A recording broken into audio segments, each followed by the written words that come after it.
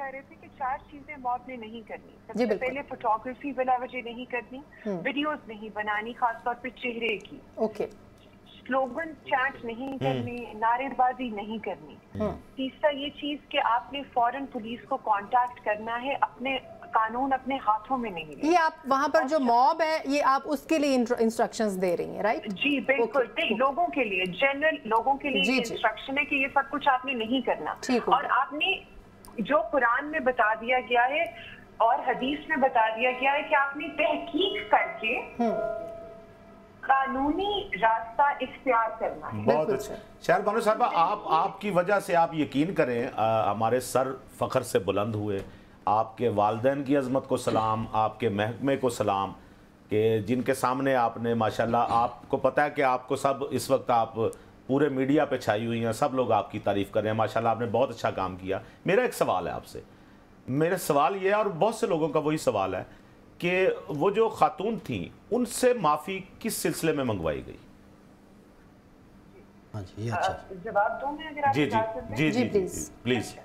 جی basically جب ہم ہائنڈسائٹ میں کسی بھی ایشو کو اینالائز کرتے ہیں تو ہمارے لیے کہہ دینا بڑا آسان ہوتا ہے کہ بلٹ پروف جیکٹ پہننی چاہیے تھی, نہیں پہننی چاہیے تھی, سر پہ ہیلمٹ لینا چاہیے تھا, نہیں لینا چاہیے تھا, فلانی دیوار پھلانگنی چاہیے تھی, فلانی نہیں پھلانگنی چاہیے تھی.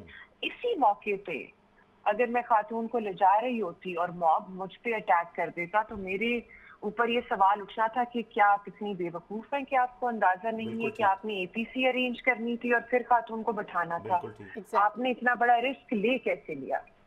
ہائنڈسائٹ میں بات کریں گے ہم تو ہمیں بہت زیادہ خامیاں بھی نظر آئیں گی. کرٹیسزم جائز ہے, بنتا ہے, اگلی دفعہ اللہ نہ کرے ایسا کوئی واقعہ ہو, بہتر طریقے سے ہم ہینڈل کریں گے.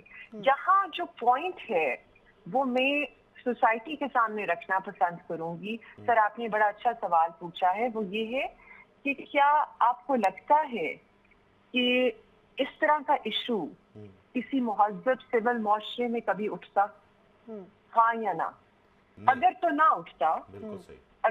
اٹھتا تو پھر تو خاتون کو کلیریفیکیشن دینے کی ضرورت نہیں ہے. بالکل ٹھیک. لیکن پولیس کا رول معافی منگوانے میں کوئی نہیں تھا.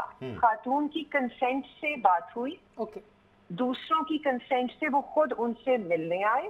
جو ویڈیو بنی ہے وہ کسی اور تھانے میں بنی ہے, تھانے اچرے میں نہیں بنی, جہاں ہم نے خاتون کو سیفٹی کے لیے پہنچایا ہوا تھا. خاتون نے آنے والی انشاءاللہ 30-40 سال زندگی گزارنی ہے, اور اسی سماج میں گزارنی ہے, اسی سوسائٹی میں گزارنی ہے. خاتون کو کل کو ڈی جی خان بھی جانا پڑ سکتا ہے, کشمیر بھی جانا پڑ سکتا ہے, ساؤتھ پنجاب بھی جانا پڑ سکتا ہے, سینٹرل پنجاب بھی آنا پڑ سکتا ہے. تو کسی بھی لون اٹیک, کسی بھی ایسی غلط فہمی کی بنا پہ ہم نہیں چاہتے کہ کسی بھی کوئی بھی جانی نقصان ہو. بڑی اچھی بات ہے. سوری, میں نے پوچھنا تھا ایک سوال اور چھوٹا سا.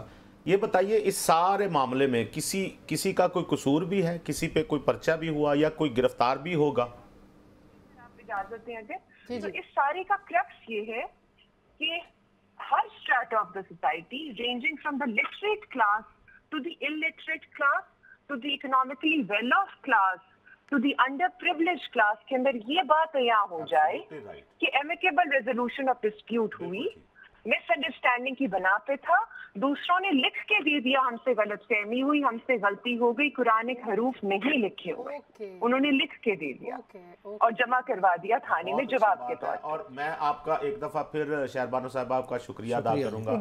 آپ جیسی بیٹیاں, آپ جیسی خواتین جو ہیں وہ ہمارے معاشرے کا فخر ہے. یقین کیجئے ہم سب اس وقت بہت خوش ہیں کہ آپ جیسی پولیس میں خواتین موجود ہیں جنہیں سارے معاملے کی نزاکت کو سنبھالنے کا ہنر آتا ہے. بالکل ایسا ہی. آپ کا بہت شکریہ شہر بانو صاحبہ. Thank you so much for your precious time.